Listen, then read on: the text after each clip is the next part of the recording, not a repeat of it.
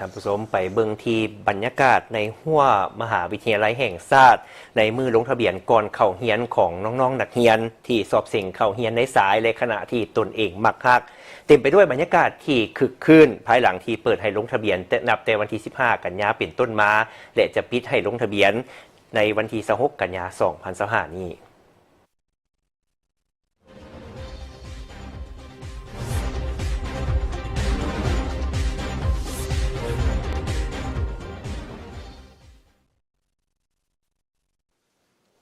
มหาวิทยาลัยแห่งชาติแม่นสถาบันการศึกษาอันดับต้นๆของประเทศลาว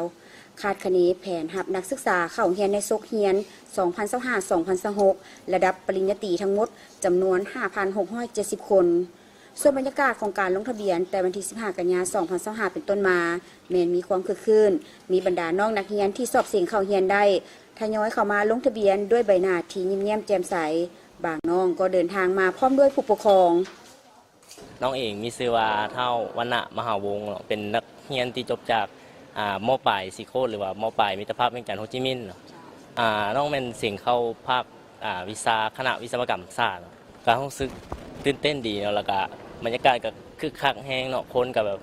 หลายแล้วก็รู้สึกตื่นเต้นแล้วก็ดีใจที่ว่าได้เข้ามาเรียนในมศหรือว่ามหาวิทยาลัยแห่งชาติเฮาในการลงทะเบียนก็บ่ได้ยุ่งยากอย่างไรเนาะเพราะว่าจะมีบอลให้ลงทะเบียนแล้วก็มี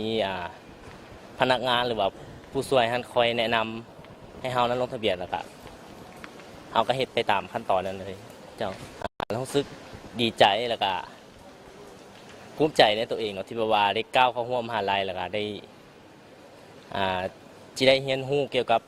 ระบบการศึกษาแล้วก็คณะที่ตัวเองมักหรือว่าโดยน้องซื้อกอยมาจากโรงเรียนมศสิบุญเฮืองเสียงขวางเป็นจังได๋ปีนี้เฮาเสิ่งเข้าคณะใด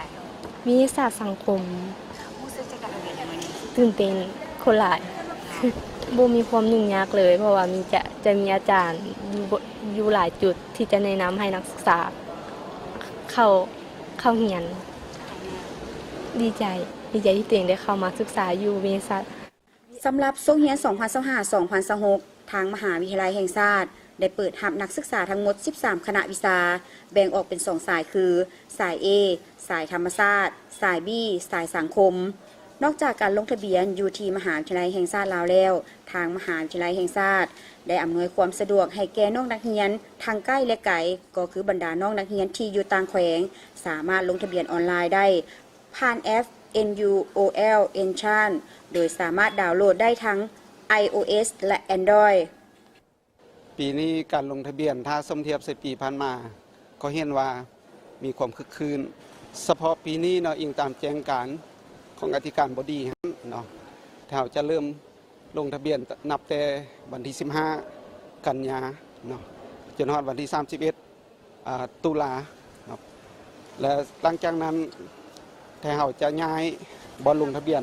จากสโมสรใหญ่ที่บรรดาท่านเห็นอยู่นี่เนาะไปรับลงทะเบียนอยู่แผนกทะเบียนพุ่นเพราะแต่ละปีนักศึกษา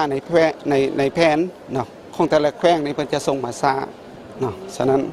เขาก็จะได้ลงทะเบียนทยอยไปเติมเนาะ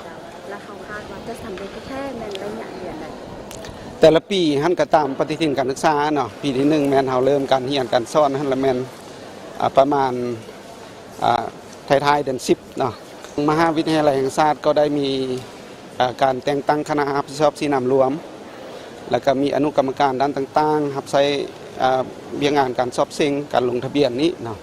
ซึ่งในนั้นเราก็ได้มีเกี่ยมทางด้านสถานที่คือบรรดาท่านเห็นเนาะแล้วก็มีอนุกรรมการรับลงทะเบียนป้องกันแล้วก็แพทย์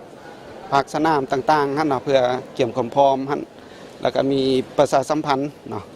เพื่อให้ข้อมูลแก่น้องๆที่มาลงทะเบียนสอบเซ็งหั่นเป็นอย่างดีเนาะสำหรับการลงทะเบียนเข้าเรียนในศุกษานี้ทางมหาวิทยาลัยแห่งชาติได้มีความพร้อมรอบด้านเพื่ออำนวยความสะดวกและเกี่ยมพร้อมทางด้านบุคลากรเพื่อรับรองให้แก่การลงทะเบียนของน้องนักเรียนทั้ง2ระบบคือในสถานที่และออนไลน์อีกด้วยเพื่อให้ทันกับเวลาที่กำหนดไว้